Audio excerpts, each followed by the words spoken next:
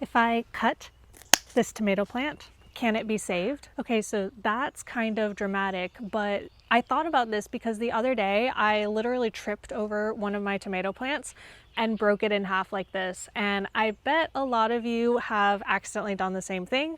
And so I want to go over what to do when something like this happens and show you that this absolutely can be saved, and you might even get an extra plant out of it. So I want to start by talking about the top of the plant here. Now, I just made a very clean cut, but if you happen to break it, you might want to go ahead and give yourself a clean cut to start with so that the plant has a small surface area to heal. Tomatoes are incredibly resilient plants, and they are actually really well built to root from a cutting like this. And so a lot of people will actually do this on purpose and get extra little plants.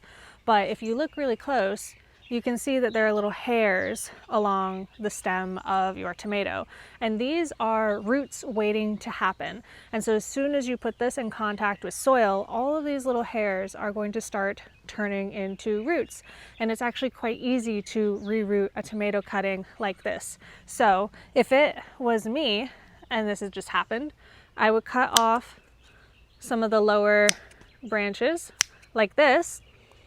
And then now that I've got just a little bit at the top, I would put most of this in water, or you can put it directly into soil if you feel confident in yourself that you can actually keep it damp consistently and not let it dry out. And if you think you might forget about it, just put it in some water until it gets roots and it'll be absolutely fine. But this is how you can reroot the top of that tomato plant. It will be a little delayed from where your plant was before because it suddenly has to put a bunch of energy into making new roots, but it will survive as long as you don't let it dry out. All right, now let's take a look at the base of the plant. So you can see that before I even cut it, it was starting to grow. Some of it is coming from the base and some of it is coming from the stem. So like here, and right here and right up here, it was already starting to grow new shoots. And so I could do nothing to this and it would regrow just fine. Now, again, like the other one, it is a little delayed because, you know, you just took a lot of its solar panels away. And so it is going to be a little bit slower from here, but a plant like this will absolutely survive. And even if it was me, I might prune off a little bit of this because it is doing a lot right now. So just as an example, this is the one that I accidentally broke. You can see this tip right here. It is still working on healing it and it looks not great, but it'll probably be okay. And you can see that the break, I didn't even clean it up. Like I said, you should. It is still pretty frayed in there, which is why it doesn't look as nice as it could. And in the moment, I didn't have time to really deal with it, so I just took the broken stem and I stuck it straight in the little cup. This is probably a week old at this point, so it's still in the process of rerooting, but you can see where it was drooped over for a while and it has like finally woken up and started to grow back upwards again. That tells me that it has successfully rooted and that it is going to be technically fine.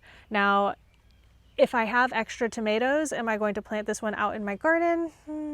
Probably not. But is it nice to have it in case something goes wrong with the ones that I'm planning on putting in there? Absolutely. But when you're first starting out, I know you don't tend to have extras of plants. You're usually buying starts from the store.